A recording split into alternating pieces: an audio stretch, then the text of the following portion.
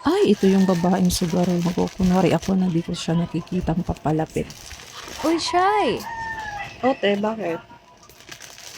Magpapautang ka ba dito? Anong nagpapautang? Anong klase nagpapautang? Sa tindahan? Hindi, yung cash ba? Yung pera. Hiram sana ako. Ay, hindi te. Di ako nagpapautang dito ng pera. Ay, narinig ko kasi na nagpapahiram ka ng pera dito. Sabi nila nagpapahiram ka. Sinong nagsabing papautang ako ng pera dito?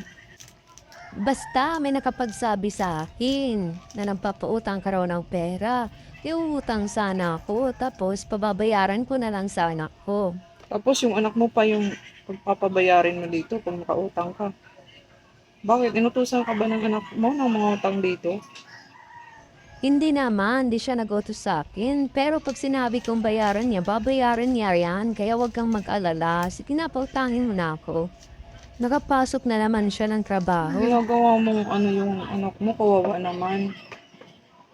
Paano kawawa? Responsibilidad ng mga anak ang tulungan ng kanilang mga magulang. Ano pa ba? Ganun ba? Oo, kaya sige na, pautangin mo na ako. Bakit ko babayaran? Pasensya na, pwede po ako nagpapautang dito. Sabi nila, Mali po yung nakarating sa'yo. ganun ba? Sige, yan lang yung pakay ko sa'yo. Alis na ako kasi maghahanap pa ako ng ibang mga utangan. Pabayaran yan kasi ng anak ko. Sige po. Hindi po ako nagpapautang eh.